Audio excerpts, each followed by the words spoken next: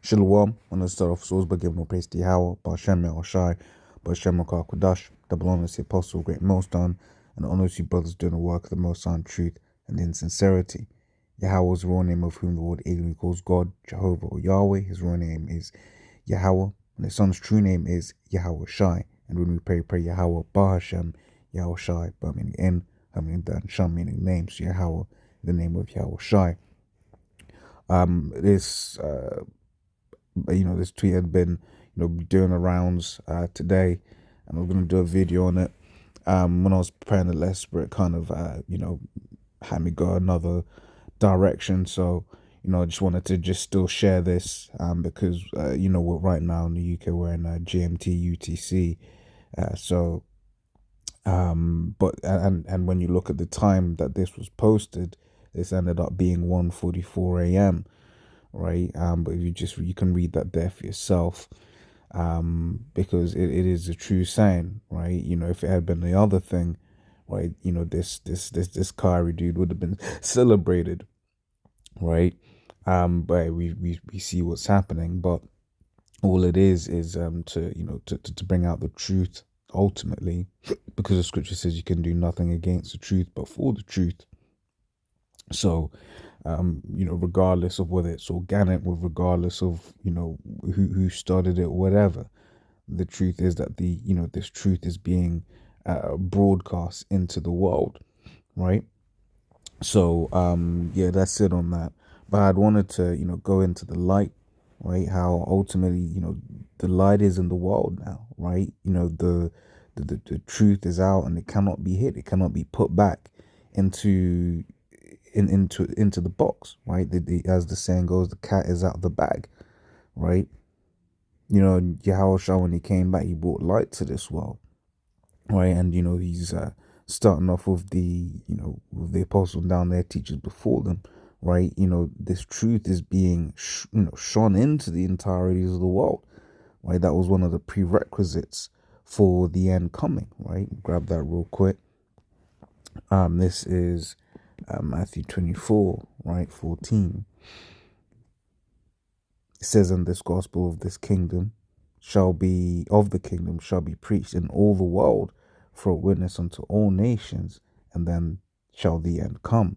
Right, it's one of the prerequisites for the end of this world, right, was the fact that this truth had to be professed globally, right, and by way of the internet that has been achieved now, right, and with by way of Kanye, by way of Kyrie, by way of all the the news surrounding them, right? What you're gonna be hearing, so what we have observed is that this truth is being spoken about, globally, right? So this is Matthew 5:14. Got a couple precepts, just go straight to the point. Right? It says, "Ye are the light of the world. A city that is set on a hill cannot be hid."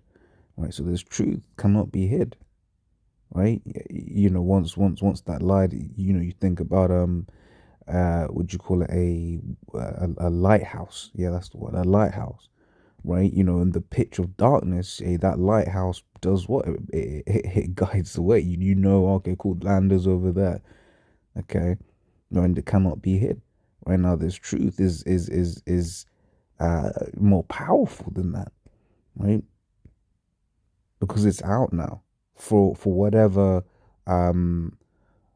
witchcraft he may try play. The elect are gonna hear this word. Scripture says, my sheep hear my voice, right?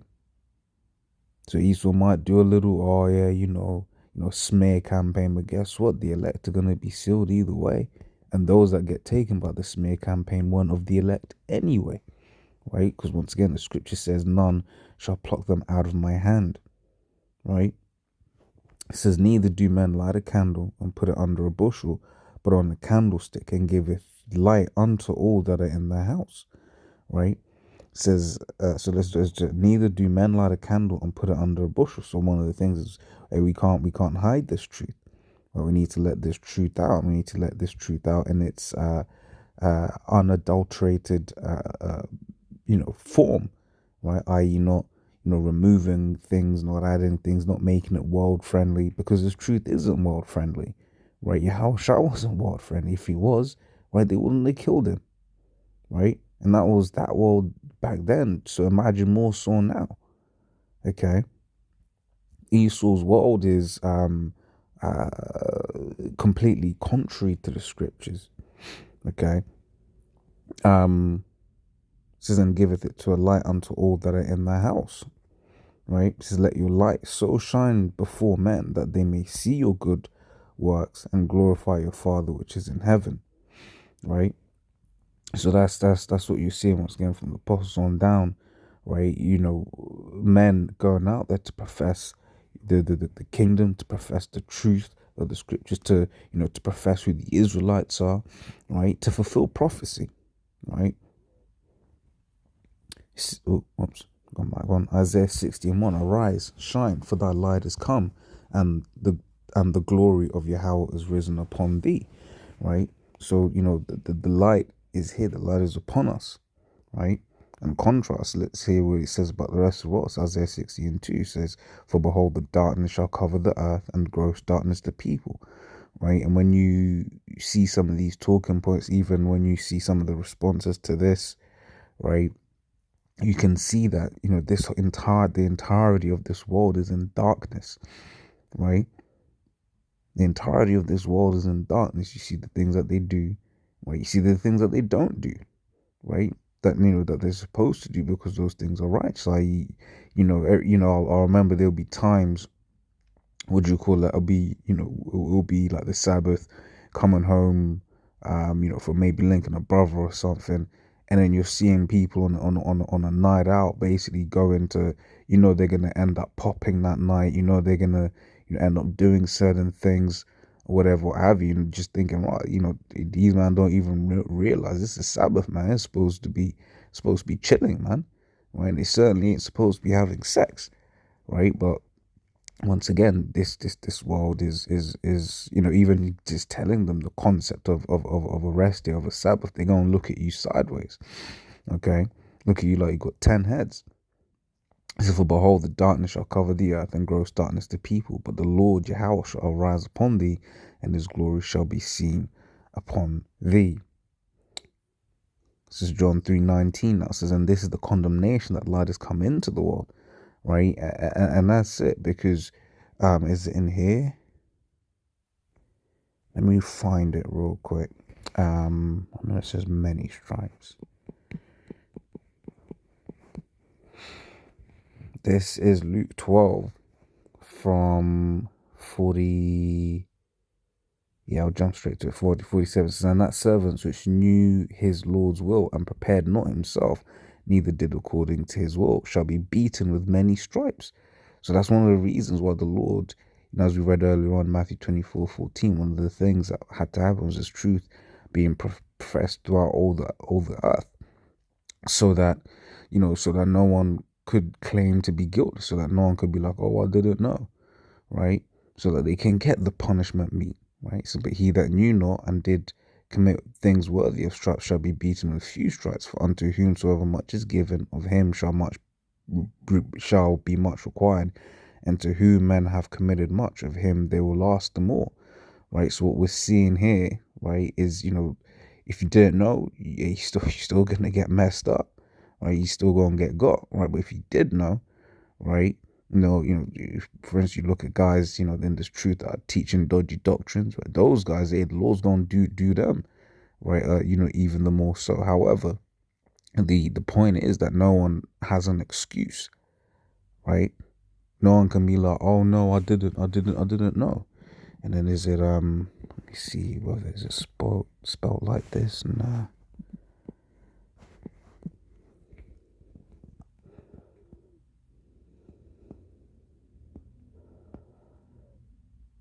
Or is that actually in the same verse that we're reading? No, it's not. So let's read it. Oh, where'd it go? What did we do? Yeah, this is John 15:22, right? It says, if I had not come and spoken unto them, they had not had sin, right? But now they have no cloak for their sin, right? So now, because the Lord Yahushua has come, right? There is no cloak that these people have for their sin, right? They knew better, right? So back in John 3:19, it says, and this is the condemnation, that light has come into the world, right? And men love darkness rather than light because their deeds were evil, right? Which is why they get on, they get all upset, when you shine a light on their wickedness, because their deeds are evil, right? For instance, you got this whole, controversy with the whole Qatar World Cup, right? People wanting to, bring that rainbow lifestyle over to, that country. And guess what? And one of the things I actually found very interesting is it basically said, they're all going to wear like an armband, but it said, the captains of what? European countries, right? Because the rest of the world was like, man, F that shit, man. When you read the comments to certain of, the posts, a lot of people just ain't down with that, right? Even at my workplace and, in the tech group, right? Someone basically posted something and only like 4 people responded out of like 19 or 20, right? You can be like, yeah, some people didn't see it, whatever, what have you, right? But hey, more and more, and that's kind of, it's, maybe, because you know how it is with these algorithms, algorithms tweak the content that you see, right? But more and more, it's looking like more and more people are starting to come up against this, this woke BS that's, in this world. And like I said, got a caveat that just might be, what the algorithm is showing me, right? It says, verse 20 says, for everyone that doeth evil hateth the light, neither cometh to the light, lest his deeds should be reproved. But he that doeth truth cometh to the light, that his deeds may be made manifest, that they are wrought in the Most High. Right? It says, John 12:46, I am come a light into the world, that whosoever believeth on me should not abide in darkness. Right? And an old favorite, right? It says second, not even old favorite, a favorite, 2 Ezra 6:27, for evil shall be put out and deceit shall be quenched, right? As for faith, it shall flourish, corruption shall be overcome, and truth, which hath been so long without fruit, shall be declared, right? And once again, we're starting to see, no, we've been seeing that because the apostles been out there and their teachers before them, for a very long time now, man. Okay. And all of these lies are being exposed. The truth is coming out, right? But this is it. The truth isn't going to be, put back in the box again, right? It can't be, right? Because this is the end of the age of wickedness, right? Once Esau was taken out, in verse 9 from in 2 Ezra 6, further up, right? It says Esau's the end of the world, right? And Jacob's beginning of it that followeth, right? And when Jacob is in rulership the next time, right, Israel, we're gonna be completely righteous. We ain't gonna go off, right? So we're gonna be perpetual beams of light, right? We're gonna be shining, right? And then 2 more says Psalms 85:11, truth shall spring out of the earth, and righteousness shall look down from heaven. Right, so truth is going to be springing out. It's contrast to this place. So what it says in grab this real quick. It says 2 Peter's 3:13. It says, nevertheless, we, according to his promise, look for new heavens and a new earth, wherein dwelleth what? Wherein dwelleth righteousness. So we're looking forward to a righteous world in contrast to this world, which is wicked and nothing but. Okay. And the final one is Habakkuk 2:14, for the earth shall be filled with the knowledge of the glory of Yahweh as the waters cover the sea. Right? So, this truth is going to cover the world. Right? When Israel is, fully righteous, we going to keep the law perfect. These heathens, they ain't going to, keep it perfect. Right? However, all minor infractions will be dealt with, right, according to the law. Right? So, as always, Lord's will does edify. Till next time we say, Shalom.